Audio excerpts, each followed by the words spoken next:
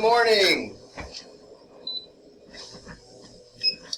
Good morning, good morning, good morning. Welcome to a sunny Wednesday where we're going to dive into, broadly speaking, our own clade. And it's a clade that you're familiar with, not just because we all reside there, but because you've already been talking about this in lab.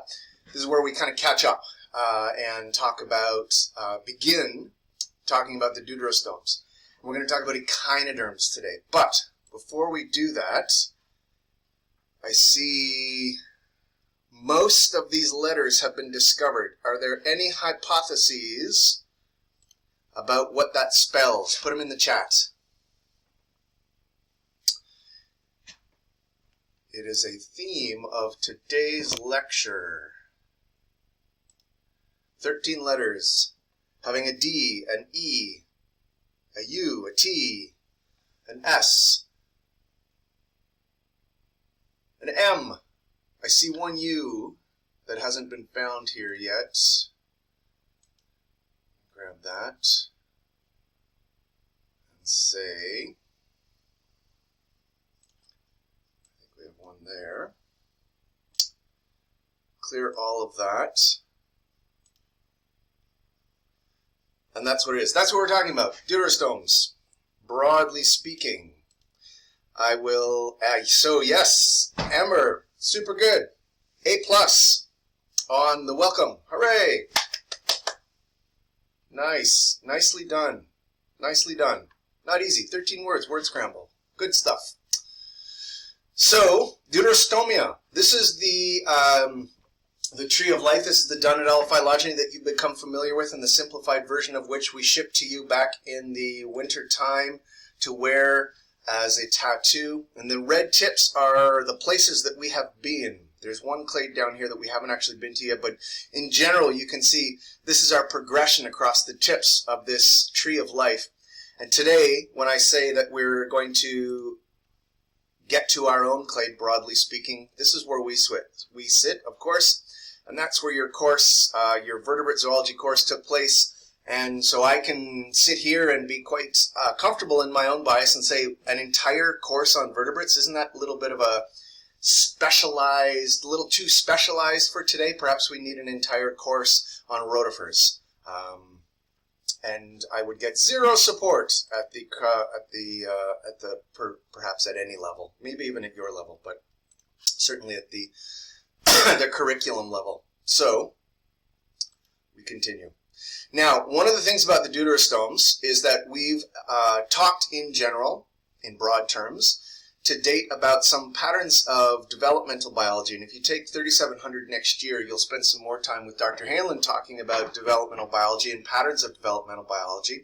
And we used to think that protostomes and deuterostomes, these two large groups of bilaterians, were easily or predictably separated by some patterns here of the formation of the coelom of the body cavity and the fate of the blastopore and how it and patterns of cleavage. So we used to think that protostomes had schizocilous development, so solid masses of mesoderm that split to form the body cavity, the coelom, whereas the deuterostomes were folds of the arc entron that kind of invaginated and then peeled off or sealed off. And we used to think that a nice simple prediction about the fate of the blastopore in that developing larva was that the mouth develops from the blastopore in the protostomes, whereas in the deuterostomes in our clade, it's the anus that develops from the blastopore. And in fact, things of course aren't as simple as that. And it's extended to the fact as we discover more and more things about the species that we share this planet with. One of the things that we've seen is that embryological features, and Brusquet will talk about this near about page 1000, that the embryological features that we historically use to define these two clades of bilaterians don't work unambiguously any longer.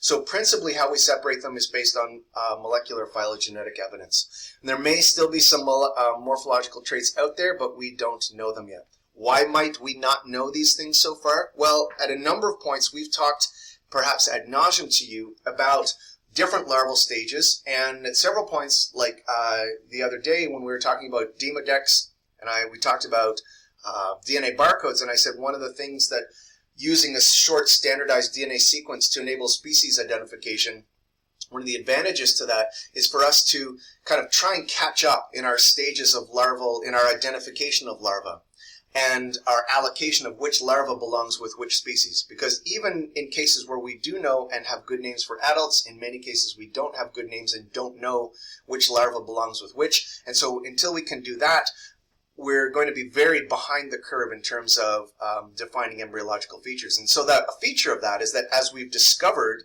more larval stages for more species and more taxa, we've understood that that which we used to use, just these broad embryological features, don't work. We find enough exceptions that the rule that I was taught back in the 20th century with internet that sounded like which would be very hard to teach distance-based classes at, they don't work. So, but we retain the names. So that's in here. You can see that I've used these kind of double squiggly bars to see the synapomorphies for this group. We used to think that enterocoelus development was an apomorphy for the deuterostomes. We used to think that the blastopore becomes the anus. There's still a pretty good alignment with the fact that there is suspension feeding pharynx with gill slits in the larval stages, and that an archimeric arrangement of 3 pairs of coeloms, so a protocoelom, a mesocoelom, and a somatocoelom in larval stages. And this is a feature that's lost in our own clade, but this does seem to be a morphological feature that might align with the separation, or might be a synapomorphy for the deuterostomes. So we know they're here. It's a good clade because all of the molecular evidence supports it, but we're still searching for some. It's a diverse enough clade, and certainly the diversity between protostomes and deuterostomes is enough that we sometimes have, we're having a challenging time finding morphological features that support that. Today, so in this blow up, so here we are here, we're going to start out with the most diverse, the echinoderms, and then we're going to spend a little bit of time with the hemichordates, the cephalochordates, and the urochordates on Friday.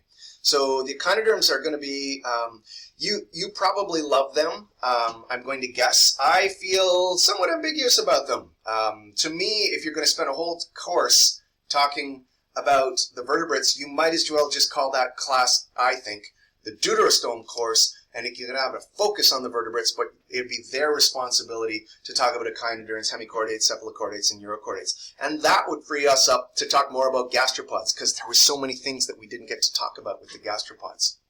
At any rate, I am not yet successful in that new course description, so we will talk about the echinoderms.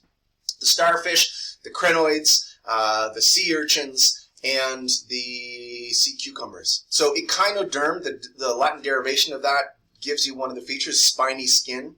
They have symmetry, but they're kind of strange. And Rupert, Fox, and Barnes, again, waxing lyrical about the taxa that we get to share the planet with.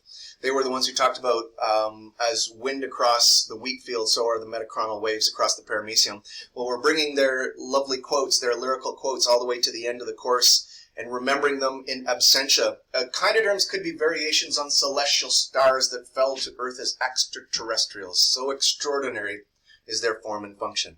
So when we think about, and we've talked in kind of relatively simplistic ways, or elegant ways, let's call it, about symmetry so far. We had a slight derivation when we talked about the ctenophores, but in broad speaking, we have radially symmetrical things, and we think that those are a nice adaptation to living sessile in a medium that contains a lot of food that you can just be brought to you to a single opening or a single mouth. And we have bilaterian animals that we see cephalization in the movement across the landscape, and predation, predator, prey, movement, all sorts of complexity as we change the number of axes, spatial and force axes, like current, that they're exposed to. But here, these extraterrestrials, the apparent celestial stars that Rupert, Fox, and Barnes talks about, they introduce a new kind of symmetry, a pentaramous symmetry. So 5 similar parts. This is not homologous with cnidarians, right? Okay, that's an important part that you've already covered in the lab, and I just want to talk about it again. We're going to talk about how it's developmentally derived in a little bit, and it involves a process called torsion, which is not homologous with the torsion that we saw in the gastropods. They have some amazing adaptations, including the water vascular system and mutable connective tissue that we'll spend some time talking about, and they don't have the gill slits, which when we're talking about the deuterostomes, is one of the examples of their a potential synapomorphy.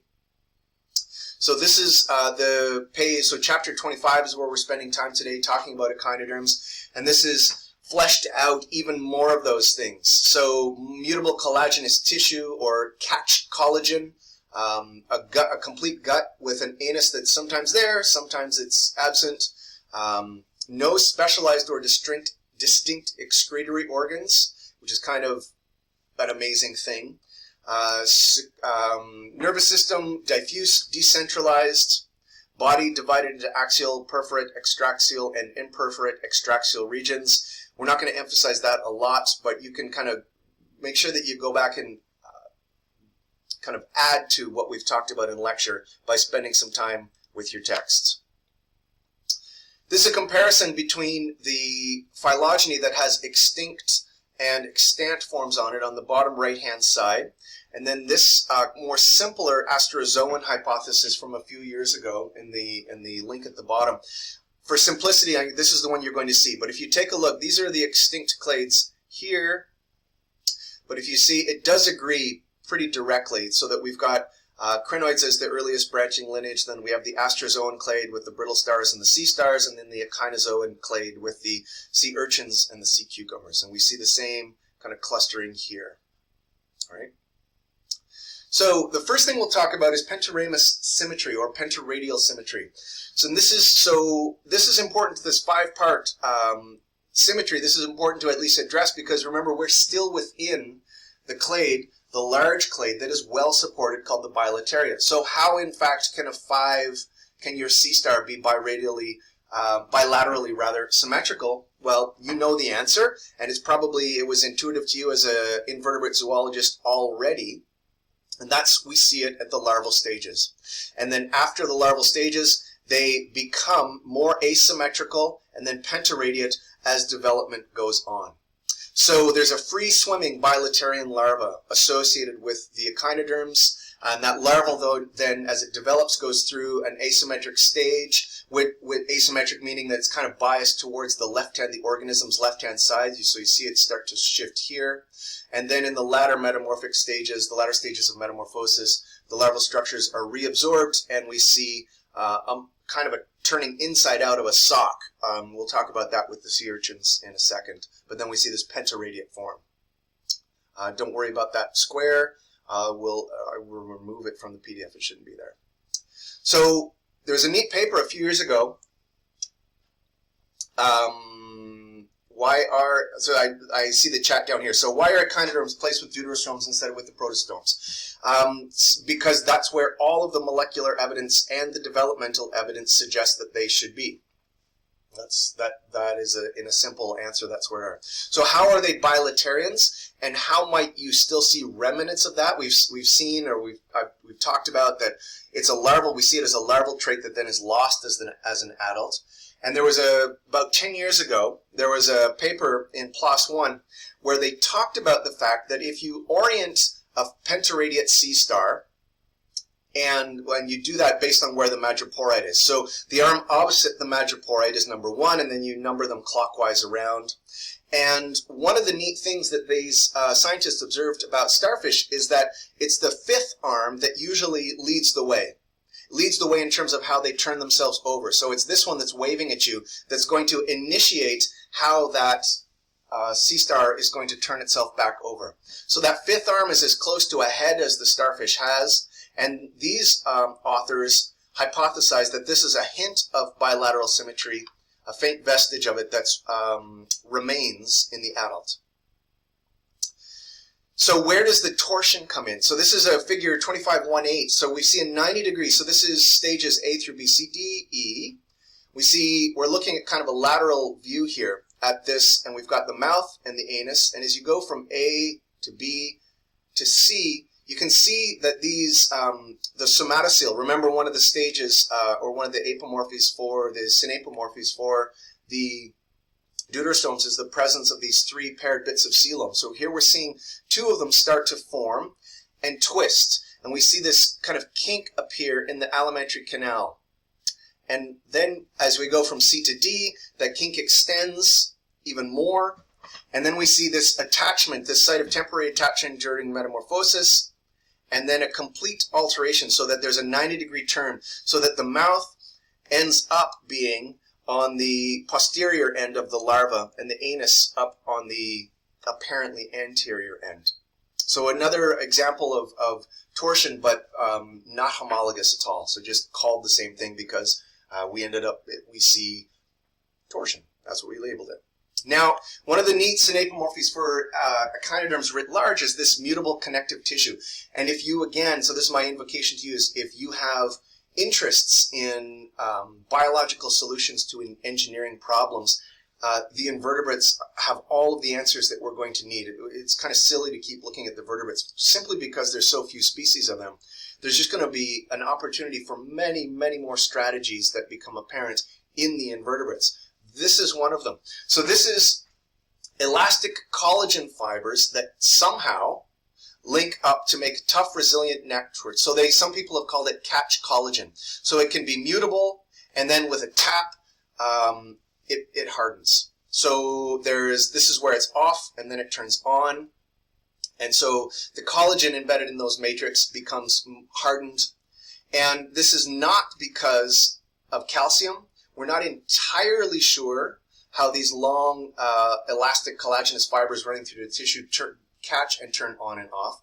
But we've tried to model it. So this is a video here from a paper a few years ago in Science to look at nanocomposite fibers that you can imagine engineers have. So what they have right there is a probe that they have inserted into a soft matrix of nanocomposites. And what they do is tap it and then give it a couple of seconds. And what you'll see is the next kind of the probe come down and boop, and it bends. So you can imagine how this might be the kind of thing that, I mean, sometimes my mind goes to like what the U.S. military would like to fund in terms of research, but it's definitely the kind of thing you can imagine Harry Potter-esque, why you might want to have a cloak that could be like a mutable folding cloak, and then all of a sudden, shell. That could be kind of cool. Maybe not Harry Potter, maybe more in the MCU, in the Marvel universe, cinematic universe. So let's jump in to talk about some of the crinoids. These are some of my favorite ones. That's my bias, and it's my bias because there's a whole bunch of them that used to live here outside of this window, and a whole bunch of them that that used to live. They've been around for 450 to 500 plus million years. There's an extensive fossil record. Extant-wise, there's a large diversity of them. They're principally sessile, but they can creep, crawl, and swim.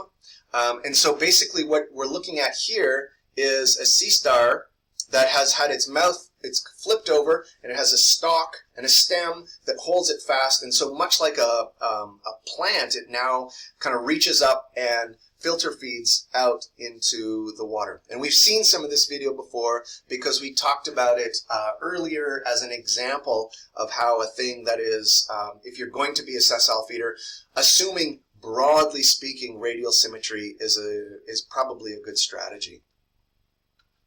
Lord of the Rings instead. Super, that's good. I encourage thinking about Tolkien. What is the new Amazon adaptation going to look like? I don't know. Viggo Mortensen's always going to be my Aragorn. Now, speaking of films, crinoids have had, and so mutable connective tissue bringing us to the MCU and even into the Lord of the Rings. This is an example where the creator, the set designer, that's the wrong title, but the person who came up with the characters, or like what the actual physical character of the face grabber was going to look like in Alien, the Swiss surrealist artist Hans Rudolf Geiger, was said to have been inspired by seeing this fossil crinoid and then imagining that right across the face. But the problem is that they designed it like this. Well, it's not a problem. This is like the nerd kind of going, oh, in fact, it's upside down, Hans Rudolf Geiger, because this is how it would have fed with the mouth up. And so in their nightmare form, it's face feeding face down. So locomotion within the crinoids is gorgeous. It can be, if they do move, so if they're not stalked, like those stalked crinoids, they can swim, as you can see here. There's another video that I'll put in the links later on that's just, it can be just gorgeous to watch these feather stars swim. But in fact, what you're looking at on the bottom, on the right-hand side, is an early ROV video from very deep in the ocean where, in fact, a stalked, normally stalked and sessile crinoid is in fact moving and in response to perceived danger. So stalk up, this is the crown, the oral side up. They have jointed arms and tube feet. So inside of these jointed arms, and we'll talk about this, one of the best ways that I see in terms of thinking about the the jointed arms is to look at the fossil forms, because one of the things that happens when this stalked crinoid dies is it falls down and those joints, all the mutable connective tissue that connects them, decays. And so inevitably what you find in fossil beds of the Ordovician, the Silurian, and the Devonian are lots of what look like little Cheerios. And those Cheerios, where's my eye, are in fact crinoid, disassociated crinoid joints. So these cirri, this is how some of them are moving about if they're creeping around. Now the pinnules, let's zoom in and look a little bit more closely at them. And at the video there on the bottom. So the arm and the pinnule muscles can be used actually, as you can see in that BBC video, to move in towards the mouth to help manipulate food into that oral, into the mouth, which is at the center. So this is essentially, generally, passive suspension feeding. And they have primary and secondary and tertiary tube feet. The tube feet that you're already familiar with from dissecting and living with your sea stars that you kept in your fridge so successfully. And what you'll see is that those collect particles and transfer them along a ciliary tract. So instead of the tube feet moving and kind of using those podsicle or pods to kind of extend and retract some of the water vascular system onto the ground to move you along, they're using them to extend and send water vascular system contents out into the secondary and tertiary tube foot to bring food particles into that ciliary tract, which then moves it along into the mouth. I see another question: how deep and shallow do crinoids live? I don't know maximum extents for the clade, but I know that so the sea stars, a lot of what the videos that I'm seeing and that I watch, those ones are almost always with natural light. So I'm thinking like much more shallow, and some of the stalked crinoids, the sessile ones, taking advantage of deeper abyssal zones where there is no light that extends down to. So the clade itself extending pretty much across the extent of the water column where we see life living. So there's the secondary and tertiary tube feet. So it is a water vascular system.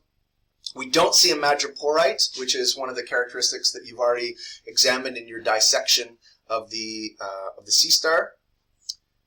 But we do see, so we've got these tegumental pores that lead into the coelom and the axial organ heading out into the cirri. So this is just kind of different parts of those three different independent coelomic cavities and how they're manipulated to form or to do different roles, to take on different roles in the echinoderms. So their reproduction is, they can do it via regeneration. There are males and females, they're gonochoric, and they have their gonads in small pinnules. Here you can see one full of eggs. And they have a Doliaria-like larva, so it's a free-living, non-feeding. So you can imagine that it doesn't move around that much because it's not going to live for so long independently. We'll talk about regeneration a little bit more when we get to the asteroids, to the sea stars. Now, one of the things that I'd like you to do, and let me throw this link into the chat. I mentioned some of the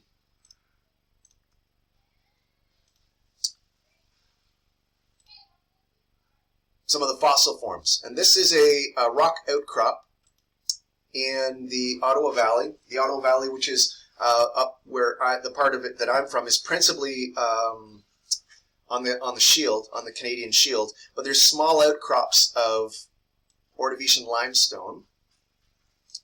And this is one that my parents, I shipped them a gigapan and a tripod, and we talked online about how to move around in these and film these. So this is just before your class started this term.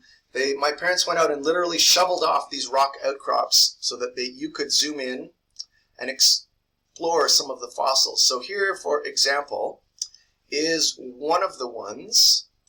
So this is one segment of a crinoid arm that has been dissociated when it died and fell to the bottom of this Ottawa Valley Ordovician limestone bed. You can see a couple of other ones there.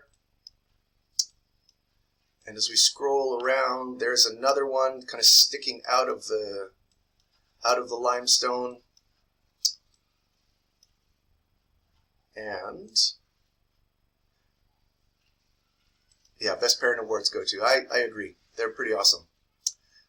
Just there you can see the impression of a large gastropod left there. Where can you find these fossils in Ottawa? In and around Ottawa. I don't know Ottawa as well, but I'm guessing anywhere that you see quarries, old quarries, you're going to be probably looking at where you might run into some fossils, because a lot of the quarries in and around this part of the province are based on around limestone, and lots of that limestone, depending on how old it is, would have many, many invertebrate fossils. And so I offer that up to you. That link, you can go and explore some other gigapans of fossils from Craigleith Provincial Park and over onto Georgian Bay, some other fossils that I took in an attempt to incorporate some trilobites and crinoids and gastropods into your course. And you still might see some of them in the, as example, identify this questions in the final exam. So that link, you can go and explore it. It links you to a folder of a whole bunch of different gigapans that you can explore if you're interested in fossils. My reminder to go and look at the chat just popped up. What would the chunks noted on the gigapan be? The jointed arms. That's exactly right. So yes, Gatineau, and Best Parent Awards. Yeah, I certainly am biased. I think any idea whereabouts in the Ottawa Valley, in case we want to take a trip? Yep, if you go, so that little bit of limestone in the Ottawa Valley is along the Bon Cher River, near Highway 60. So if you drive from Ottawa up to the park, you follow Highway 60. It takes a right-hand turn, the highway does, in a little town called Douglas. And Douglas, between Douglas and Eganville on the north side of the river, there's a 12 or 14 kilometer long strip of limestone, and then you can go and explore it. There's some caves there called the Bon Cher Caves. And when you're doing that, that's my watershed. That's my natal spawning ground. So enjoy. Let's jump into the sea stars. And this is a group that I think many of you would probably have had before coming into this course as one of your favorite invertebrate groups. About 1,500 species. And what we see for the synapomorphies for this group is that on their 5 pentaradial arms, we have an eye spot, so really strong phototaxis. A paired pyloric cecum, which I believe is going to be highlighted right there, that extends, so a pair of them that extend out into each arm. Gonads within each arm. You can see them there. We've dissected them away. You've dissected them away. So well done, you. And bipanaria larva. So this is a bilaterally symmetrical suspension feeding larva. So one that can live for a long time or a longer period of time and become part of the phyto or the plankton, the biomass of the plankton. So you can see there how it would be much easier to draw a line along that bipanaria larva. So the cuticle, what we have here, so if we look at this cross-section, this is kind of a simplified drawing. This is a more from Rupert Fox and Barnes on the bottom left. And then over here, we have your texts. No, I'm lying. This is all from Rupert Fox and Barnes. So I like it. It's simplified.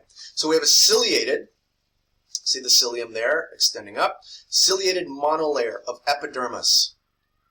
And then we have a dermal layer that contains connective tissue. This is where the mutable connective tissue is, collagen, fibrils, and ossicles here. and then we have a coelomic epithelium with myoepithelia and perinatal cells there. And then throughout, we have ossicles, calcareous ossicles embedded in the collagenous connective tissue. So kind of an amazing, it's an amazing little bit of body wall.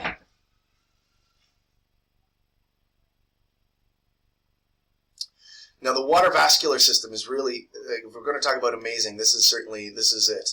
So we have, and as you saw in lab already, but just to review, we have the water entering the madreporite, shoop, beating, and then the beating cilia kind of moves it along.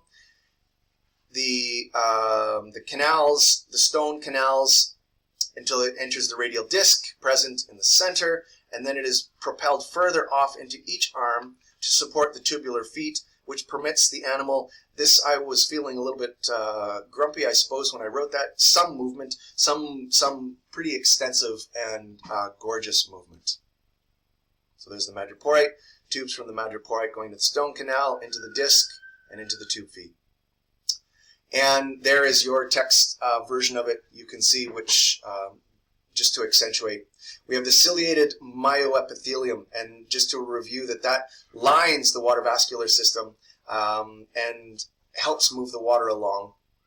The Polian vesicles, which you see, there's the madreporite, these little bulbs that extend off into the interarm space on the central core of the body. This is they probably serve as a reserve volume for the water vascular system. And so that water vascular system is ultimately a really intimate expression of what that animal is, because it's used for locomotion, adhesion, prey manipulation, gas exchange, all of the things. And if we take a look, you can go and explore this video later on to some detail, but we'll take a look at a couple of minutes of it, a couple of seconds of it. Forming a hydraulic system. The water is stored in little muscular bulbs. When a bulb contracts, it forces water into the elastic tube foot, extending it. Muscles on the foot swing it in the direction the sea star wants to. They're beautiful, and I hope you got a chance to appreciate some of that beauty, even in its preserved form. So the internal transport, they have 4 coelomic compartments, the water vascular system that we talked about, a paravascular system that's in the arms and the disc and supplies the viscera, a hyponeural system, and then a genital system. And these, I'm going to show you more. So we've got the pyloric stomach and the pyloric ceca here, and I've got a better diagram up next. So these 3 hemal systems sit, so there we've got the hyponeural sinus, and we're looking at kind of up into an arm, and then broken up one arm here, the gastric sinus, and the genital sinus. And a reminder that these systems that circle the gut and that move material out into the arms, these are all isoosmotic with seawater, and so they're unable to basically to osmoregulate, and they contain, even though they're isoosmotic with seawater, they basically contain, they have some coelomocytes, so amoeboid cells that are similar to our blood cells, which is an amazing kind of an adaptation, an osmotic adaptation to living as basically an organism with mutable connective tissue that uses seawater, accentuated seawater as its blood. That's amazing. So excretion, as I mentioned in talking a little bit earlier about the deuterostomes, we don't really know for a lot of the echinoderms how they do it.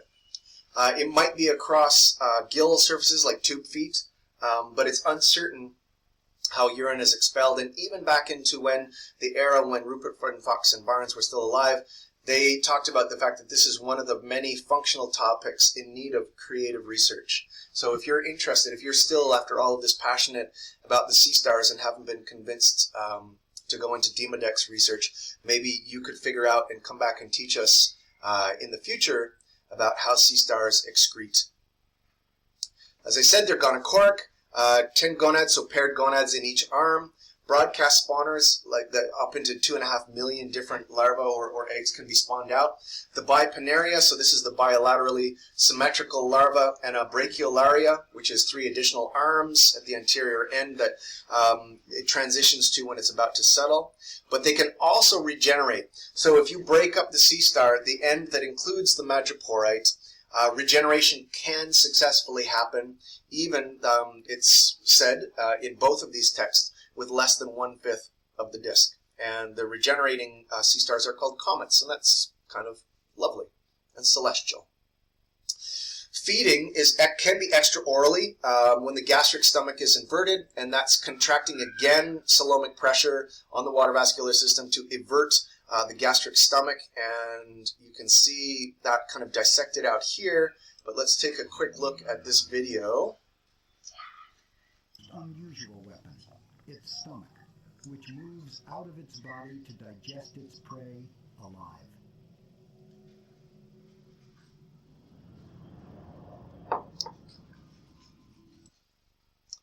So then I stitched together onto it this video from an aquarium where you can see, we scroll back, that stomach being inverted out, pushed out to eat,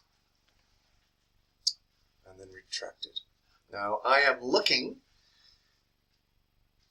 good question, is the madreporite, so I'm actually looking at the chat right now, is the madreporite at the center of the body with the larval stages as well, or just with fully developed sea stars?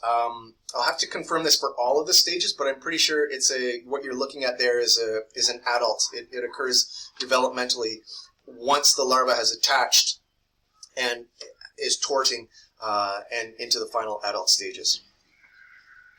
So, a few more minutes left. We're going to jump into the sea urchins. I'm not sure if you can hear the children who aren't in school playing outside the window, but it's kind of lovely. It's the chaos of how we live our lives. Urchins are gorgeous, and there's still a lot to discover. These deep sea ones, I like this. This is a paper from a few years ago now, 5 or 6 years ago now, but they were collected off the coast of Mississippi and Louisiana between 300 and nearly 2,500 meters depth. And a lot of these things have no names yet. So even in a relatively well-collected area like the Gulf of Mexico, adjacent to a landmass that has many invertebrate zoologists and taxonomists, there's still a lot to discover, still a lot to document and discover. So synapomorphies for this group include a fused test of ossicles, so the ossicles aren't kind of separated as we saw in the asteroids, where there's mutable connective tissue that can have these hardened sclerites between it, but they're fused into a shell. Aristotle's lantern, which we'll talk about. Skeletal pores on each foot. They have no Polian vesicles, so maybe less dependence on that water vascular system. And a paraprocte. So we'll kind of walk through some of these synapomorphies here. The echinoderm, so the echinoidea, essentially is from the Latin meaning hedgehog or porcupine. So an unfortunate case, I would say, of a bias of us naming a gorgeous and diverse marine invertebrate after a not very diverse terrestrial vertebrate, but spiny. So I suppose it works in that you get the point. So here, taking at figure 25.11, this Aristotle's lantern right off the bat. So this is a highly protrusible jaw apparatus that encloses the vocal cavity in the pharynx and makes it essentially a really efficient eating machine. And ecologically, there's a lot of parts of the world, if you're out on the west coast, where the urchins are exploding in number, and that's causing a big problem to a lot of the other life that lives there.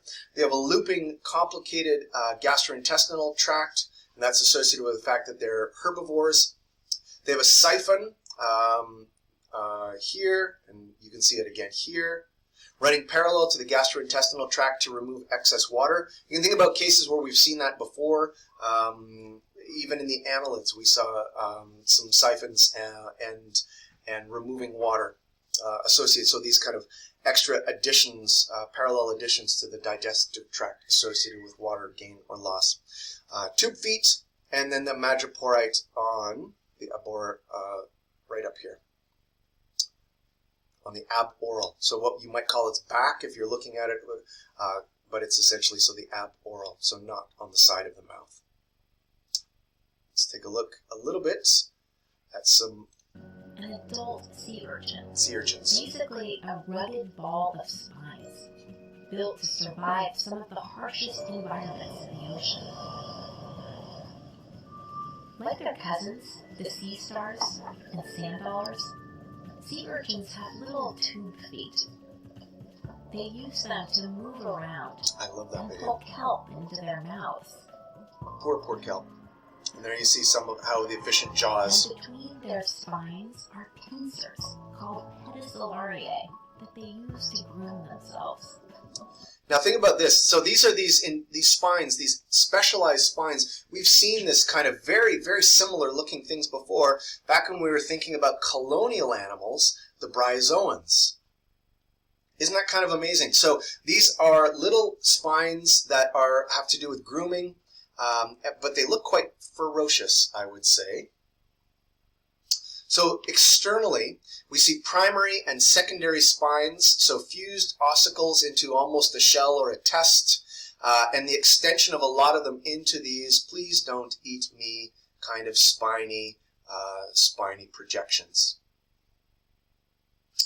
The larva, the reproduction of the sea urchin is something particularly, if you take 3700, or if you want to work down the line in Dr. Halen's lab, there's a lot of work that he's been part of in the past in terms of sea urchin reproduction and larval development.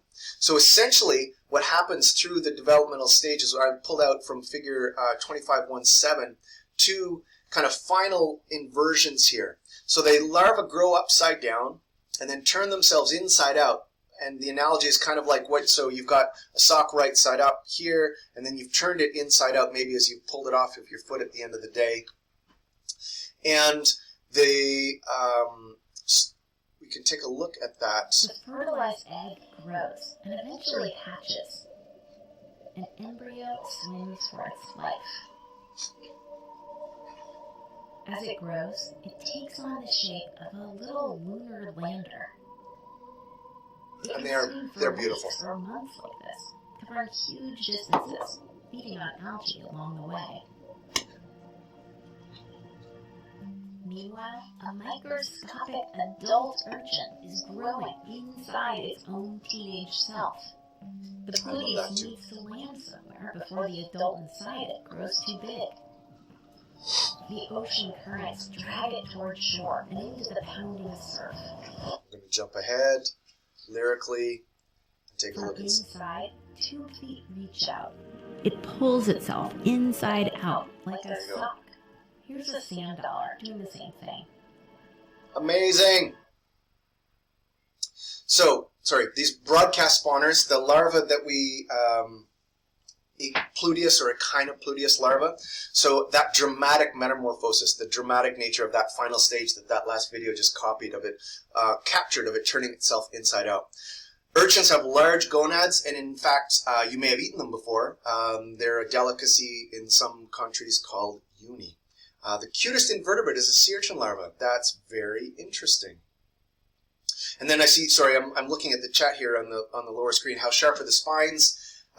Some are pokey or super sharp. It depends. Secondary and primary spines, different amounts of sharpness. And so, yeah, some of them are quite sharp. And then the observation that one of you made that stepping on one, and yeah, not a good idea, or not a happy day, or maybe series of days. But certainly cuter as larvae than they are as adults.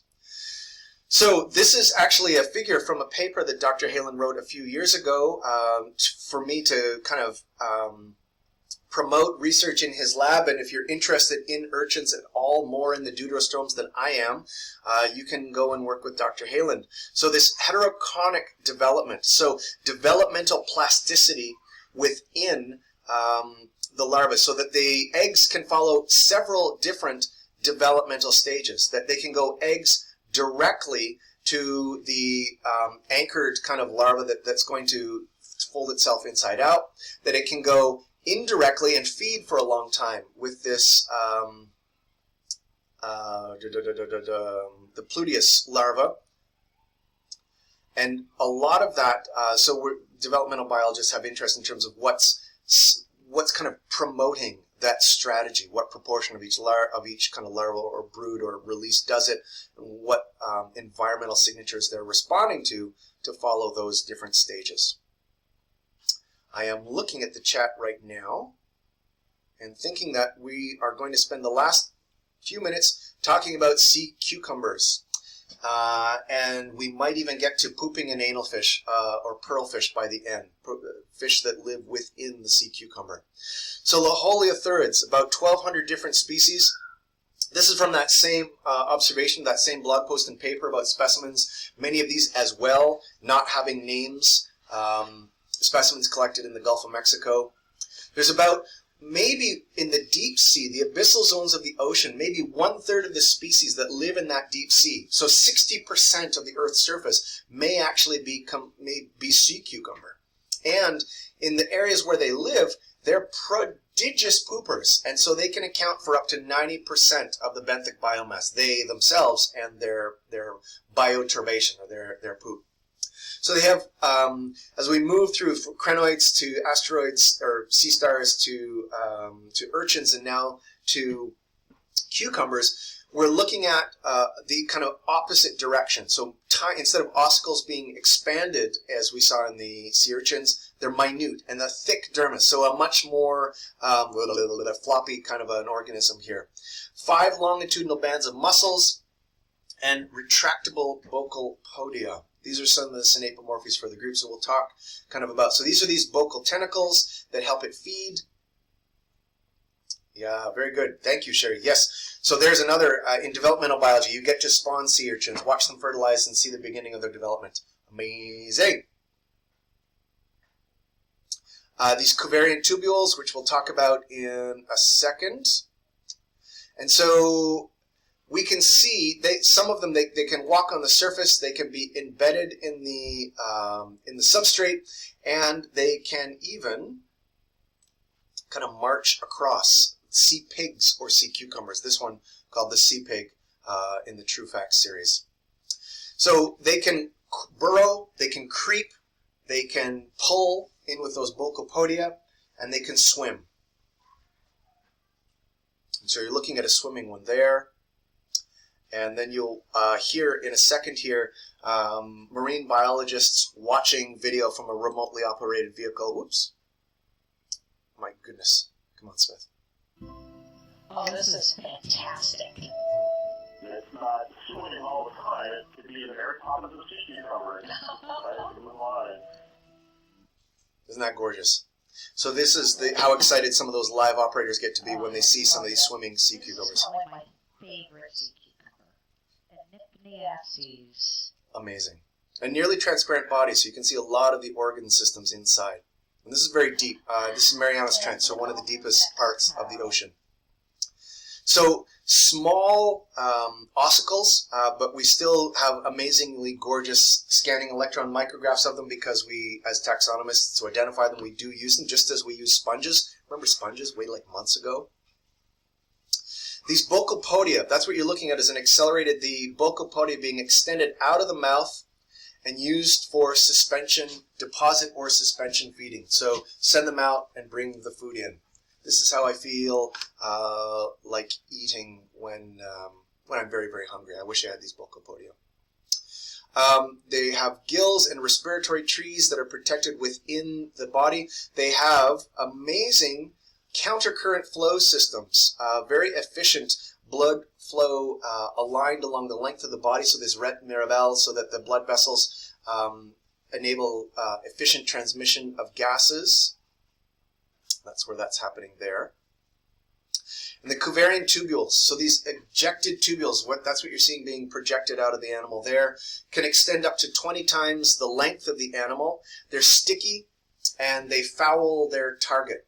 So that Rupert Fox and Garns, with my third quote of the lecture about these guys, small lobsters and crabs are entangled and immobilized, dying slowly as the indifferent cucumber abandons them to their fate. So that feels a little judgy to me. Now, one of the things, so is evisceration. And this might be something that you've run into on the interpipes before, thinking about sea cucumbers. This is in fact different than just the Cuvarian tubules. You're watching a sea cucumber that has been already picked up and taken out of its habitat be poked with this prod here, and so it's eviscerating itself. It's sticking all of these parts of its organs out of its body, essentially as an anti-predatory defense. So this is different than those Cuvarian tubules. So depending on the taxon, at the anterior or the posterior end, it ruptures and parts of the guts and organs are visibly and forcibly expelled.